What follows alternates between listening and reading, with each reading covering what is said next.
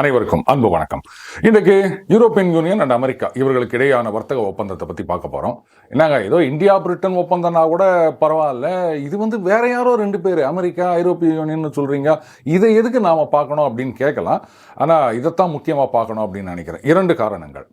ஒன்று, நம்மை ஆள்பவர்கள் அவங்க சரியான ஆட்களாக இல்லை அப்படின்னு சொன்னால் தேசமும் தேச நலனும் மக்களுடைய நலனும் எப்படியெல்லாம் காவு கொடுக்கப்படுகின்றது அப்படின்றத தெரிஞ்சுக்கணும்னா யூரோப்பியன் யூனியன் இப்போ ஒத்துக்கிட்டு இருக்காங்க பாருங்க, அமெரிக்காவுடைய அந்த வர்த்தக ஒப்பந்தம், அதை நம்ம கட்டாயம் பார்த்தே ஆகணும்.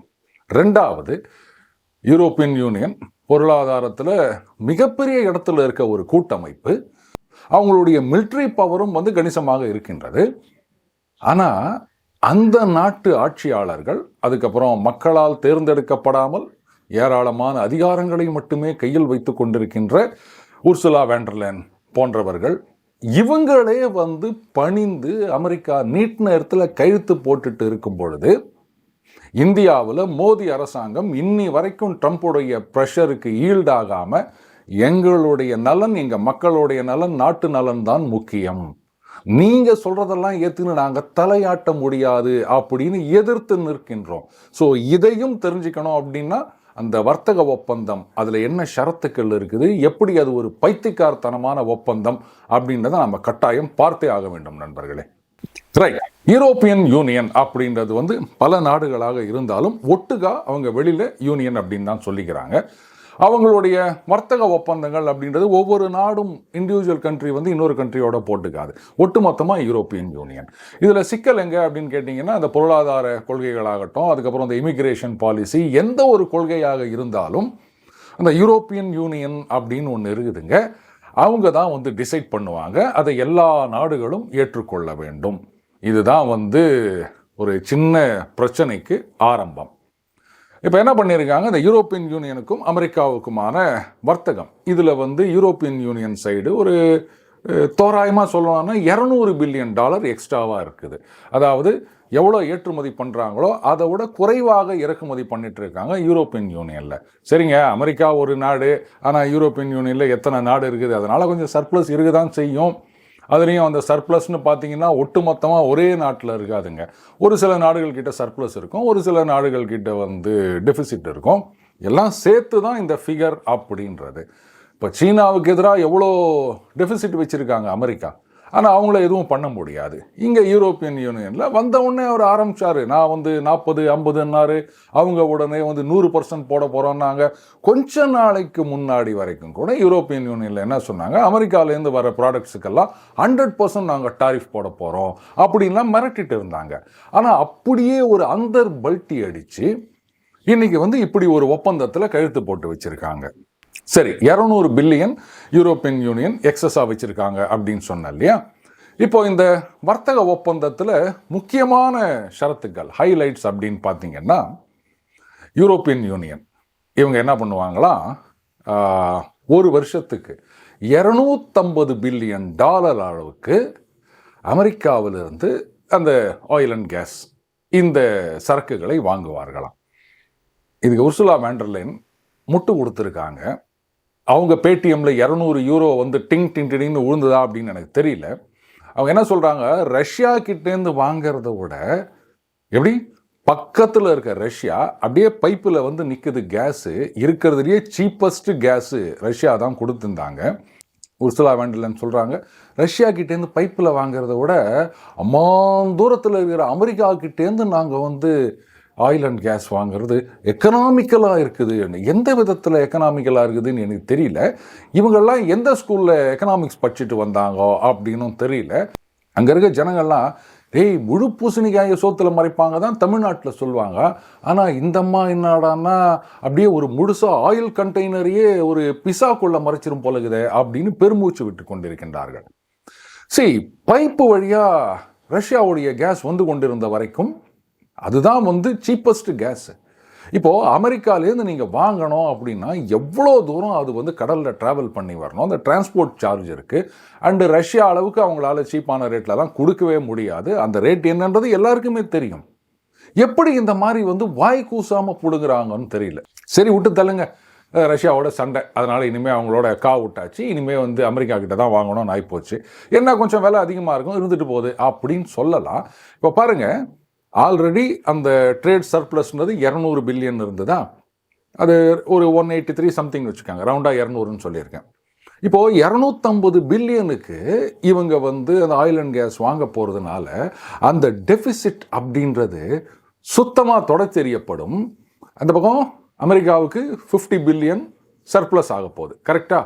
சரி, இது மட்டும் இல்லாமல் இன்னொரு 150 பில்லியன் டாலருக்கு அமெரிக்காவிலிருந்து சரக்குகளை எல்லாம் வாங்குவாங்களாம். என்ன சரக்குகளை வாங்குவாங்கன்னா, ஆமாம், அந்த சரக்குலேருந்து எல்லாத்தையும் வாங்குவாங்க அப்படின்னு யூரோப்பியன் யூனியன் ஒத்துங்கினாங்க. சரி, 400 பில்லியன், அதுவும் இந்த 250 பில்லியன்றது 3 வருஷத்துக்கு 250 750 பில்லியனுக்கு இது வேற ஒத்துனுக்கிறாங்க அவங்க. நீங்கள் பாட்டுக்கு முதல் வருஷம் 250 பில்லியன் வாங்கிட்டு அடுத்த வருஷம் ஐயோ கட்டுப்படி ஆகலை அப்படின்லாம் போகக்கூடாது. 3 வருஷம் லாங் டேர்ம் கான்ட்ராக்ட் இது. 3 வருஷத்துக்கு 750 பில்லியன், அதை ஞாபகம் வச்சுக்கணும். எல்லாத்துக்கும் மேலே யூரோப்பியன் யூனியன் அமெரிக்காவில் 600 பில்லியன் டாலர் இன்வெஸ்ட் பண்ண போகிறாங்களாம். என்ன புதுசாக இருக்குது இது அப்படின்னு கேட்டால், இங்கே தான் இருக்குது மிகப்பெரிய ஆப்பு யூரோப்பியன் யூனியனுக்கு. ஏற்கனவே ஜப்பான் என்ன பண்ணியிருந்தாங்க, 550 பில்லியன் டாலர் நாங்கள் இன்வெஸ்ட் பண்ண போகிறோம். ட்ரம்ப் தான் சொன்னார், as per my orders Japan will invest $550 billion into US அப்படின்னு சொன்னார். இன்வெஸ்ட் பண்ணுறதோட மட்டும் இல்லாமல், அந்த இன்வெஸ்ட் பண்ணால் ஏதாவது தொழிற்சாலை ஆரம்பிக்கலாம், ஏதாவது ஒன்று பண்ணலாம். அதில் 90% of the profit will go to USA. ஏன்னா ஜப்பானில் இருக்கவங்கலாம் பைத்தியக்காரன்னா, 1000 கோடியை கொண்டாந்து அமெரிக்காவில் இன்வெஸ்ட் பண்ணி கம்பெனியை ஆரம்பிச்சு போட்டு அதில் வர ப்ராஃபிட்டை 90% அமெரிக்காவுக்குன்னா ஒத்துணுகிறாங்க ஜப்பானில். அப்போ எந்த அளவுக்கு ப்ரெஷர் இருந்திருக்கும் பாருங்கள் ஜப்பானுக்கு. அதே தான் இங்கே யூரோப்பியன் யூனியனுக்கும் இருக்குது. ஆனால் இன்னி வரைக்கும் நம்ம அந்த டீல் இருங்க ஒன்றும் அவசரப்பட வேணாம், லெட்டர் தானே அனுப்புங்க, அதை பற்றி எங்களுக்கு கவலை இல்லை அப்படின்னு நம்ம எதிர்த்து நின்றுட்டுருக்கோம். அதை ஞாபகம் வச்சுக்கணும். அடுத்தது, இந்த யூரோப்பியன் யூனியன் நேஷன்ஸ்லாம் வந்து இந்த டிஃபென்ஸ் மிலிட்ரிக்காக எவ்வளோ செலவு பண்ணுறாங்க, என்ன 1.5 2 இதெல்லாம் வேலைக்கு ஆகாது. 3 சொல்லியிருந்தார் ட்ரம்ப்பு, இப்போ 5% ஆக்கிட்டாருங்க. சரி, 5% ஆக்கிட்டு அதை என்ன பண்ணணும் அப்படின்னா, வேற என்ன பண்ணணும், எங்கள் ஊரில் நிறைய கம்பெனிகள் இருக்குது, அவங்கெல்லாம் நிறைய தயாரித்து விற்றுனுக்கிறாங்க. நீங்கள் என்ன பண்ணுங்க, அந்த எக்ஸ்ட்ரா இன்க்ரீஸ் பண்ணுறீங்க இல்லையா, அந்த பணத்தெல்லாம் அமெரிக்காவில் கொண்டு வந்து எங்ககிட்டேருந்து நீங்கள் ஆயுதங்களையெல்லாம் வாங்கிக்கணும் அப்படின்றாங்க. யூரோப்பியன் யூனியனும் சரிங்க டேடி, ஏன்னா அங்கே இருக்கவங்க ட்ரம்ப் அப்படி தானே சொன்னாங்க, டேடி நீங்கள் என்ன சொன்னாலும் ஓகே டேடி அப்படின்னு இப்போ ஏற்றுக்குன்னு கையெழுத்து போட போகிறாங்க. சரி, இப்போ ஒட்டுமொத்தமாக என்ன, 150 பில்லியனுக்கு எக்ஸ்ட்ரா எதையோ வாங்க போகிறாங்க. அதுக்கப்புறம் 3 வருஷத்துக்கு ஒவ்வொரு வருஷமும் 250 பில்லியன் 750 பில்லியனுக்கு ஆயில் அண்ட் கேஸு ரஷ்யா கொடுத்துருந்ததை விட அதிகமான ரேட்டில் வாங்க போகிறாங்க. 600 பில்லியன் டாலர் வந்து யூஎஸில் போய் இன்வெஸ்ட் பண்ண போகிறாங்க. அதுக்கப்புறம் இவங்க பட்ஜெட்டில் மிலிட்ரிக்கான ஸ்பெண்டிங்கை இன்க்ரீஸ் பண்ணிவிட்டு அதை அமெரிக்கா கம்பெனிகள்கிட்டேருந்து அதை மிசைல்ஸு, ஃபைட்டர் ஜெட்டு இதெல்லாம் வாங்க போகிறாங்க. ஓகே, இவ்வளோலாம் பண்ணிக்கிறாங்களே, அப்போது யூரோப்பியன் யூனியனுக்கு இதில் என்ன கிடைக்குது அப்படின்னு சொன்னால், அப்படியே அள்ளி குத்தாரு பாருங்க ட்ரம்ப்பு. அமெரிக்காவிலேருந்து யூரோப்பியன் யூனியனுக்கு போகிற ப்ராடக்ட்ஸ் எல்லாத்துக்கும் 0 டேக்ஸ் அப்படின்னாரு. சரிங்க, இப்போ நாங்கள் யூரோப்பியன் யூனியன்லேருந்து அமெரிக்காவுக்கு அனுப்புகிறோமே, அதுக்கு என்ன அப்படின்னா 15% அப்படின்ட்டாருங்க. இப்போ யோசிச்சு பாருங்க, இவ்வளோ கன்செஷன் கொடுத்து அந்த யூரோப்பியன் யூனியனுடைய ட்ரேட் சர்ப்ளஸை டெபிசிட் ஆக்கி ஏராளமான 1000 கோடிகளை கொண்டு போய் யூஎஸில் இன்வெஸ்ட் பண்ணியும் யூரோப்லேருந்து போனால் 15% டாரிஃபா, அமெரிக்காலேருந்து இங்கே வந்தால் 0% டாரிஃப் வரியாம். இந்த மாதிரி ஒரு பைத்தியக்காரத்தனமான ஒரு ஒப்பந்தத்தில் எந்த ஒரு உலகமாக பைத்தியக்காரனும் கழுத்து போடுவானான்னா யூரோப்பியன் யூனியனில் போடுறாங்க. ஆனால் இது வந்து ஒன்றா இருக்கிற குடும்பத்தை அப்படியே சல்லியாக உடைக்கிற விஷயமாக தான் எனக்கு தெரியுது. ஆல்ரெடி ஈஸ்டர்ன் யூரோப்பியன் நேஷன்ஸில் சில பேர் வந்து இன்னமும் ரஷ்யா கிட்டேருந்து ஆயில் அண்ட் கேஸ் வாங்கினுக்கிறாங்க. ஏன்னா அவங்களால வந்து வெளி மார்க்கெட்லேருந்து சுலபமாக வாங்க முடியாது, அந்த லாஜிஸ்டிக்கல் ப்ராப்ளம் இருக்கும். அதனால் வந்து இன்னும் பர்மிட் பண்ணி வாங்கிட்டு இருக்காங்க. ஈவன் நம்ம அன்றைக்கே பார்த்தோம், ஃப்ரான்ஸ் உள்ளிட்ட ஒரு சில கம்பெனிகள் வந்து இன்னும் வாங்கினுக்கிறாங்க அப்படின்னு. இப்போது அவங்களையெல்லாம் இனிமேல் டேடி, அதான் ட்ரம்ப் டேடி அவர் வந்து ஆயில் விற்பார், அதைத்தான் வாங்கணும். ஏன்னா 250 பில்லியன் அப்படின்றது ஏதோ ஜெர்மனியோ இல்லை ஃப்ரான்ஸோ மட்டும் வாங்க போகிறது கிடையாது. அந்த யூனியனில் இருக்க அத்தனை நாடுகளுக்கும் கோட்டா பிரித்து கொடுத்துருவாங்க, நீங்கள்லாம் இவ்வளோ வாங்கணும் அப்படின்னு. இப்போ நீங்கள் அந்த எக்கனாமிக் பாலிசி, மானிட்டரி பாலிசி அப்படின்னு வேறு ஒன்று வச்சுக்கிறீங்க. இவ்வளோக்கு மேலே டெபிசிட் இருக்கக்கூடாது, இவ்வளோக்கு மேலே கடன் வாங்கக்கூடாது, இப்படிலாம் பண்ணிக்கிறீங்க. தேப்பா நீங்கள்லாம் பணக்காரங்கப்பா, உங்களால் வந்து தாக்கு பிடிக்க முடியும். நாங்கள்லாம் சின்ன நாடுகள், ஹங்கேரி, ரொமானியா, இவங்கெல்லாம் என்ன பண்ணுவாங்க? நீங்கள் பாட்டு இது மாதிரிலாம் ப்ரெஷர் பண்ணியிருந்தீங்கன்னா ஒரு பக்கம் கடனும் வாங்கக்கூடாது, பட்ஜெட்டில் டெபிசிட்டும் வரக்கூடாதுன்றீங்க, இன்னொரு பக்கம் வந்து அதிக காசு கொடுத்து அவங்ககிட்டேருந்து வாங்கன்றீங்க. டே நீங்களாம் பார்த்தா என்ன பைத்தியக்கார மாதிரி தெரியுதாடா உனக்கு? நீங்கள் ஏராளமாக பணம் வச்சுக்கிறீங்க, வாங்கிட்டு போங்கடா, எங்களை ஏன்டா போட்டு டார்ச்சர் பண்ணுறீங்க? வேணாம் இந்த அம்மையப்ப முதலியார் வீட்டில் நடந்த மாதிரி நாங்கள் தண்ணி கொடுத்தன போயிடுறோம் அப்படின்னு ஆரம்பிக்க போகிறாங்க. சரி, இது இந்த ஆயில் அண்ட் கேஸ் இந்த விஷயத்தில் மட்டும் கிடையாதுங்க. எப்படிங்க இங்கேருந்து போனால் 15% டேக்ஸ் போடுவேன்னு சொல்கிறாரு, நீங்கள் வந்து தலையாட்டின்னு அங்கேருந்து வரத்துக்கு வந்து 0% அப்படின்னு சொன்னால், அப்போ அமெரிக்காவிலேருந்து இங்கே யூரோப்பியன் யூனியனுக்கு வருகின்ற ப்ராடக்ட்ஸ் எல்லாமே வந்து கம்பேரிட்டிவ்லி சீப்பராக இருக்கும். ஸோ நீங்கள் இட்டாலியிலையோ ஃப்ரான்ஸ்லேயோ போயிட்டு நீங்கள் ஒரு லெட்டஸே முட்டைன்னு வச்சுப்போமே, லோக்கலில் வர முட்டையை விட அமெரிக்காலேருந்து வர முட்டை உங்களுக்கு சீப்பாக இருக்கும். அப்போ என்ன ஆகும்? லோக்கல் முட்டை, அவங்க ஊரில் நாட்டு முட்டைக்கு என்ன சொல்லுவாங்கன்னு தெரியல, தெரிஞ்சவங்க கமெண்ட் போடுங்க. அந்த நாட்டு முட்டை அப்படியே அழுகி போயிடும். அமெரிக்காலேருந்து வந்து குதிக்கிற முட்டை அதிகமாக விற்பனை ஆகும். அப்போது உள்ளூரில் இருக்க விவசாயிகள் அடி வாங்க போகிறாங்க. இது பிரான்ஸுக்கு இப்போ ஒரு பெரிய பிரச்சனையாக இருக்கின்றது. ஏன்னா அமெரிக்கா எந்த நாட்டோட ஒப்பந்தம் போடும்போதும் நம்ம பார்த்தோம், இந்தோனேஷியாவோட ஒப்பந்தம் போடும்போதும் அங்கேருந்து அக்ரிகல்ச்சர் ப்ராடக்ட்ஸ் வாங்கிக்கோ. என்னப்பா இவ்வளோ பெரிய அப்பாட்டகருன்றீங்க, டெக்னாலஜியில் உச்சத்தில் இருக்கிறீங்க, கட்சியில் பார்த்தா முட்டை வாங்கிக்கோ, கோழி வாங்கிக்கோ, ஆடு வாங்கிக்கோன்னு சொல்லி நிற்கிறிய. இப்படி கேட்காத குறை தான். இப்போ ஃப்ரான்ஸ் வந்து இந்த அக்ரிகல்ச்சர் ப்ராடக்ட்ஸில் கொஞ்சம் உச்சத்தில் இருக்க நாடு யூரோப்பை பொறுத்த வரைக்கும். இப்போ அமெரிக்காலேருந்து அக்ரிகல்ச்சர் ப்ராடக்ட்ஸ் எல்லாம் இங்கே வந்து குவிய ஆரம்பிச்சதுன்னு சொன்னால் ஃப்ரான்ஸ் அடி வாங்கும், அந்த நாட்டு விவசாயிகள் அடி வாங்குவார்கள். அந்த நாடு மற்ற ஐரோப்பிய நாடுகளோட எக்ஸ்போர்ட் பண்ணி இருக்குது இல்லையா, உள்ளுக்குள்ளே கொடுத்து வாங்குறாங்கல்ல, அது அடி வாங்கும்.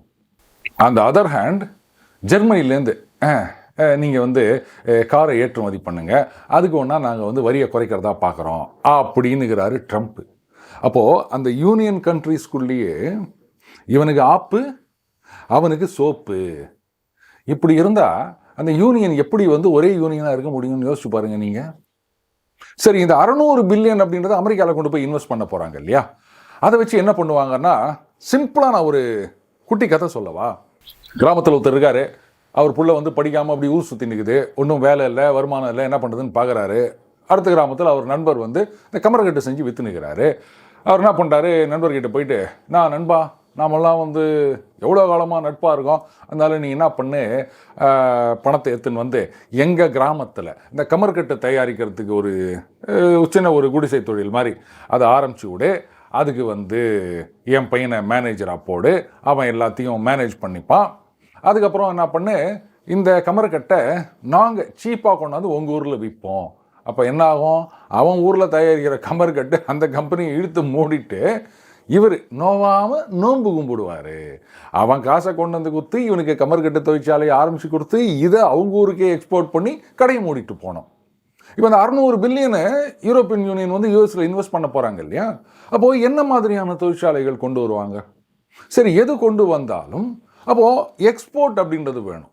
லோக்கல் கன்சப்ஷனுக்கு மட்டுமே வந்து சரிப்பட்டு வராது. ஏன்னா அமெரிக்காவில் ப்ரொடக்ஷன் காஸ்ட்டு அதிகம். ஸோ நீஷ் ப்ராடக்ட்னு சொல்லுவாங்க, அதுதான் வந்து சரிப்பட்டு வரும். Or agriculture. அப்போது யூஎஸில் இன்வெஸ்ட் பண்ணி போட்டு அங்கேருந்து உற்பத்தி பண்ணி அதை போயிட்டு யூரோப்பியன் யூனியனில் இருக்க கண்ட்ரியிலலாம் அண்ணன் ட்ரம்ப் போயிட்டு விற்றுட்டு வருவார். அண்ட் கூடவே சொல்வார், இந்த 150 பில்லியன் ஒன்று வாங்கணும்னு சொன்னால அதில் இதை வாங்கிக்கோங்க அப்படின்வார்.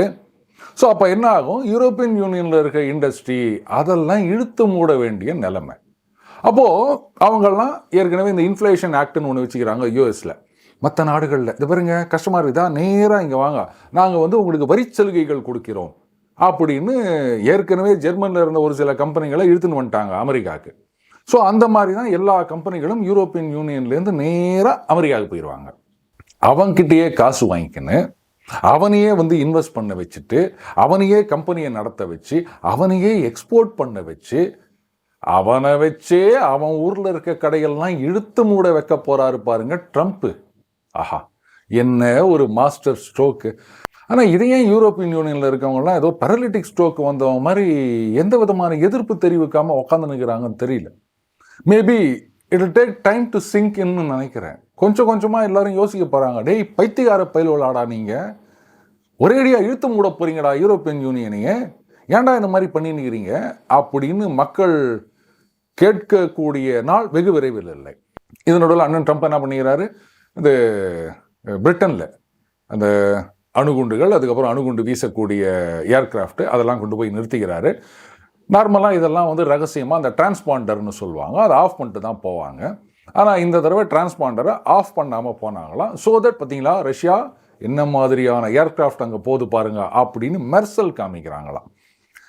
யூ சி, இன்றைக்கு வந்து அந்த 2ஆம் உலகப் போரில் பிரிட்டன், அமெரிக்கா இவங்க வந்து கடுமையாக போராடி அந்த ஜெர்மனி, ஜப்பான் இவர்களை வீழ்த்தினார்கள் அப்படின்னு திருப்பி திருப்பி சொல்லிட்டு இருப்பாங்க. ஆனால் உண்மையில் ஜெர்மனியுடைய தோல்விக்கு காரணம் அப்படின்னா Stalin, Joseph Stalin from Georgia. பிரிட்டனும் அமெரிக்காவும் ஃபேஸ் பண்ண ஜெர்மன் ஃபோர்ஸஸ் அப்படின்றது கிட்டத்தட்ட ஒரு devastated, depleted force, low on morale and low on supply. 41லேருந்து கிட்டத்தட்ட 43 வரைக்கும் ஆபரேஷன் பார்பரோசா. ஹிட்லரும் ஸ்டாலினும் ஒப்பந்தம் போட்டுக்கிறாங்க. ஆரம்பத்தில் 2 பேரும் நட்பு நாடுகள். ஆனால் ஹிட்லருக்கு கம்யூனிசத்தை கண்டா ஆகவே ஆகாது. அதனால் சைட் பை சைடு ஒன்னையும் போட்டு தள்ளுறேன் பாரு அப்படின்னு சொல்லிட்டு அப்படியே டுவர்ட்ஸ் ரஷ்யாவுடைய அந்த வெஸ்டர்ன் பார்டர் கிட்ட அவர் ட்ரூப்ஸ் எல்லாம் கொண்டு போய் நிறுத்துறாரு. அப்பவும் வந்து ஸ்டாலின் வந்து சரி அவரை ப்ரொவோக் பண்ண வேண்டாம், அமைதியாக இருப்போம் அப்படின்னு. அதுக்கப்புறம் நார்த்து, சவுத்து, சென்டரு அப்படின்னு 3 திசைகளை குறி வச்சு அந்த பக்கம் லெனின்கிராடு, இந்த பக்கம் நடுவில் வந்து மாஸ்கோ, கீழே வந்து ஸ்டாலின்கிராடு, அதுக்கப்புறம் உக்ரைனு, இப்படி எல்லாத்தையும் பிடிக்கணும்னு ட்ரூப்ஸ் வராங்க. இனிஷியலாக பயங்கரமான சக்ஸஸ். கிட்டத்தட்ட மாஸ்கோ ஒரு 50 மைல் வரைக்கும் வந்துட்டாங்க. அப்போது ஒரு பெரிய தப்பு பண்ணுறாரு ஹிட்லர். சவுத்தில் வந்து அந்த காக்கசஸ், இந்த ஆயில் ஃபீல்டெல்லாம் கேப்சர் பண்ணோன்னு நினைக்கிறாரு. அங்கே ப்ரோக்ரஸ் ஸ்லோவாக இருக்குது அப்படின்றதுனால மாஸ்கோவை இப்போ ஒன்றும் பண்ண வேண்டாம், நீங்கள் வந்து கீழே போங்க அப்படின்னு திருப்பி அனுப்புகிறார். அதற்கு பிறகு வருகின்ற வின்டரில் சரியான அடி வாங்குறாங்க. பட் அதுக்கப்புறமும் ஜெர்மன் ஃபோர்ஸஸ் வந்து regaining their positions. But Stalin இனிஷியலாக வந்து சரி அடி வாங்குறாங்க ரெட் ஆர்மி. ஆனால் அந்த மார்ஷல் ஜுக்கோவ் இந்த பக்கம் ஜப்பான் சைபீரியாவை அட்டாக் பண்ண மாட்டாங்க அப்படின்னு நம்பகமான தகவல் ஒரு உளவாளிகிட்டேருந்து வருது. அதனால் கிட்டத்தட்ட ஒரு 30 டிவிஷன்ஸ் அவங்கெல்லாம் வந்து வின்டர் வார்ஃபேரில் கைதேர்ந்தவர்கள். ஸோ அவங்கள வச்சு அடித்து துரத்தி பல லட்சக்கணக்கான ஜெர்மன் வீரர்கள், இன்ஃபேக்ட் ரஷ்யன் சோல்ஜர்ஸ் எத்தனை லட்சக்கணக்கான பேர் செத்துருக்காங்க, ரஷ்ய மக்கள் எத்தனை பேர் கணக்கில்லாமல் செத்துருக்காங்க. அவ்வளோ தியாகங்களை செய்து ஹிட்லருடைய படையை துரத்தி அடித்தது ஸ்டாலினுடைய ரெட் ஆர்மி. அவ்வளவு லட்சக்கணக்கான வீரர்களையும் டேங்குகளையும் ஏர்கிராஃப்டையும் இழந்ததுனால தான் வந்து பெரிய அளவில் இவங்களை எதிர்த்து தாக்குதல் நடத்த முடியல. என்னதான் வந்து நீங்கள் இந்த மெஷின்ஸை ரீப்ரொடியூஸ் பண்ணாலும் போர் வீரர்களை உங்களால் ரீப்ரொடியூஸ் பண்ண முடியாது. ஆனால் வாங்கின அடி அப்படின்றது வந்து அந்த மொரல் அதை வந்து கலக்கிடுச்சிங்க. ஸோ கிட்டத்தட்ட ஒரு அடிபட்ட பாம்பை அடித்து கொண்டுட்டு நாங்கள் தான் வந்து ஜெர்மனி இது பண்ணோம் அப்படின்னு கூத்தடிச்சிட்டு இருக்காங்க அமெரிக்காவும் பிரிட்டனும். அதே மாதிரி தப்பை தான் இன்றைக்கி ட்ரம்ப் பண்ண போகிறார். ரஷ்யா இப்போ 50 நாள் டெட்லைன் கொடுத்துருந்தார்ல, இப்போ சொல்லிட்டார் ஒன்லி 10 days. அப்போ கூட எந்த பதில் வரும் அப்படின்னு எனக்கு தெரியும், அதனால் 10 நாள் போதும்.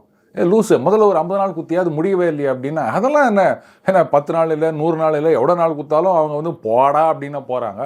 இது அவருக்கே தெரியும். அதனால் இப்போ 10 நாள் ஆக்கிட்டார். அங்கே மெட்வெடேவ் சொல்லிட்டார், அவர் அந்த நாட்டு ஓபிஎஸ், இது பாருங்க நாங்கள் வந்து இஸ்ரேலோ ஈரானோ கிடையாது, இந்த மாதிரி டெட்லைன் கொடுக்குறதெல்லாம் இட்ஸ் எ சீரியஸ் த்ரெட், என்ன நினச்சிட்டு இருக்கீங்க அப்படின்னு. ட்ரம்ப் நினைக்கலாம் ஒரு ஏர் சுப்பீரியாரிட்டி இந்த சென்ஸ் நம்பர் ஆஃப் ஏர்கிராஃப்ட் அப்படின்னு பார்த்தீங்கன்னா நேட்டோ கிட்ட அதிகமாக இருக்குது, ரஷ்யா கிட்ட குறைவாக இருக்கின்றது. நம்ம கிட்ட அந்த பேட்ரியாட் இருக்குது, தாட் இருக்குது, அது மட்டும் இல்லாமல் ஸ்ட்ராட்டஜிக் டெப்த் இருக்குது. நம்ம உக்ரைன்லேருந்தே ஒன்று அடிப்போம் அப்படின்னு. இந்த மாதிரி நீ உக்ரைனுக்கு போய் அங்கேருந்து அடிக்கணும். ஆனால் ரஷ்யாவுடைய உண்மையான ஸ்ட்ரென்த் என்ன அப்படின்றத இவங்க புரிஞ்சுக்கினாங்களா, இல்லை ஒரேடியாக யூரோப்போ ஒன்றும் இல்லாமல் பண்ணிடணும் அப்படின்னு அண்ணன் ட்ரம்ப் ஏதாவது ஹிடன் அஜெண்டா வச்சுக்கிறாரான்னு எனக்கு நிஜமாவே புரியல நண்பர்களே. அங்கே யூரோப்பியன்ஸ் எல்லாம் என்னதான் யோசிச்சுன்னுக்கிறாங்க அதுவும் எனக்கு தெரியல. ரஷ்யாவை பொறுத்த வரைக்கும் நான் எதுக்கு ஏர்கிராஃப்டில் போய் போடணும் அப்படின்ட்டு அவங்களுடைய அந்த லேட்டஸ்ட் இந்த யாசின் எம் கிளாஸ், அதுக்கப்புறமா போரே கிளாஸ் அப்படின்னு stealth submarines. Stealth under water அது பாட்டுக்கு எவ்வளோ நாள் ஒன்றா இருக்கலாம், மேலே வர வேண்டிய அவசியம் கிடையாது. அதுக்கப்புறம் ஸ்பீடும் அதிகம், மெனூரபிலிட்டியும் அதிகம். அதுலேயும் பார்த்தீங்கன்னா அந்த போரே கிளாஸில் வந்து 16 மிசைல்ஸ் எடுத்துகிட்டு போகலாம். அந்த மிசைல்ஸை பொறுத்த வரைக்கும் ஒவ்வொன்றுத்துலேயும் 10 MIRVன்னு சொல்லுவாங்க இல்லையா, multiple independently targetable reentry vehicle அப்படின்னு சொல்லிட்டு. ஸோ அப்போ 16 × 10 160 அணுகுண்டுகளை எடுத்து செல்லக்கூடிய சப்மரீன்ஸ். உங்களால் அந்த சப்மரீன் மூவ்மெண்ட்டை கண்டே பிடிக்க முடியாது. ரஷ்யா ஏன் சப்மரீனில் இந்த அளவுக்கு இன்வெஸ்ட் பண்ணியிருக்காங்க அப்படின்னா, ஏர்கிராஃப்டோ இல்லை வந்து நீங்கள் லேண்ட் பேஸ்டு மிசைல்ஸோ எதுவாக இருந்தாலும் சேட்டலைட்லேருந்து 24 hours உங்களை வாட்ச் பண்ணிக்கினே இருக்கலாம். ஆனால் சப்மரீனை என்ன பண்ணுவீங்க? அஃப்கோர்ஸ் இதுக்குன்னு சில ஸ்பெஷலைஸ்டு ஏர்கிராஃப்ட் இருக்குது. அவங்க வந்து அந்த அண்டர் வாட்டரில் சில மேக்னெட்டிக் அனாமலிஸ்ன்னு சொல்கிறாங்க, அதை வச்சு அங்கே சப்மரீன் இருக்கலான்னு கண்டுபிடிக்கிறாங்க. பட் அந்த ஏர்கிராஃப்ட்டு கடலில் எவ்வளோ இடத்த சுற்றி தேடும் யோசிச்சு பாருங்க. அதனால தான் Russia is heavily investing in submarine technology. So அது எங்கே இருக்குன்னா உங்களுக்கு தெரியாது. உங்கள் கடற்கரையிலேருந்து ஒரு 10 கிலோமீட்டரில் கூட இருக்கலாம், 30 கிலோமீட்டரில் இருக்கலாம். ஸோ ஹார்ட்லி 30 கிலோமீட்டர்ஸ் அப்படின்னும் போது நீங்கள் நினைக்கலாம், நாங்கள் இங்கேருந்து பிரிட்டன்லேருந்து ஒரு ஏவுகணை அனுப்புவோம், ரஷ்யா அங்கேருந்து அனுப்புதுன்னா வரத்துக்குள்ளே நாங்கள் அட்டாக் பண்ணிடுவோம். ரஷ்யா அவங்க லேண்ட்லேருந்து அனுப்ப மாட்டாங்கடா, லண்டன் சீஷோர்லேருந்து அனுப்புவாங்க சப்மரீன்லேருந்து. என்ன பண்ணுவீங்க? Reaction time hardly less than a minute. உங்களால் அந்த பேட்ரியாட் சிஸ்டத்தை ஆன் பண்ண விட முடியாது. அந்த பேட்ரியாட் சிஸ்டத்தையே போட்டு போலன்னு பொழந்து நிற்கிறாங்க வித் ஹைப்பர்சானிக் மிசைல்ஸ். இதெல்லாம் தெரியாமல் நெருப்புடன் விளையாடி கொண்டிருக்கின்றார்கள். அமெரிக்காவை பொறுத்த வரைக்கும் என்னன்னா, வேறுங்க யூரோப்பில் தானே சண்டை முட்டி விடுறோம், அவங்க நாசமாக போகட்டும், அப்போ நம்மளுக்கு எதிரியே கிடையாது அப்படின்னு நினச்சிட்டு இருக்காரு போல இருக்குது ட்ரம்ப். பரவாயில்ல, ஒரு காலத்தில் வந்து உலகத்தில் எல்லா கண்டங்களிலும் இருக்கின்ற பல நாடுகளை அடிமைப்படுத்தினாங்க இல்லையா யூரோப்பியன்ஸ். இன்னைக்கு இப்படி தான் வெக்கங்கட்டு போயிட்டு டேடி டேடி அப்படின்னு சொல்லிக்கின்னு அவர் நீட் நேரத்தில் கழுத்து போட்டுக்கின்னு இந்த கிராமத்தில் அந்த வில்லன் நாட்டாமையாக இருப்பார், எல்லார்கிட்டையும் சொத்தை எழுதி வாங்கி வச்சுப்பார், இல்லை வெத்து பேப்பரில் கழுத்து வாங்கிப்பார்ல, அந்த மாதிரி ட்ரம்ப் பண்ணி நிற்கிறாரு. அந்த படத்துலையாவது படிக்காத ஜென்மங்கள், ஏழை எளிய ஜென்மங்கள், இதுங்கள்லாம் உர்சுலா வேண்டர்லேன் மாதிரி ஆளுங்கள்லாம் நல்லா படித்தவங்க.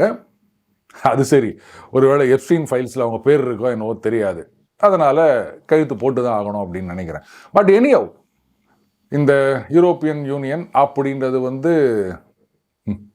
சீக்கிரமே ஹம்மை பமதரியார் குடும்பம் மாதிரி ஆயிரும் அப்படின்னு நினைக்கிறேன். மீண்டும் அடுத்த பதில் சந்திப்போம். வணக்கம்.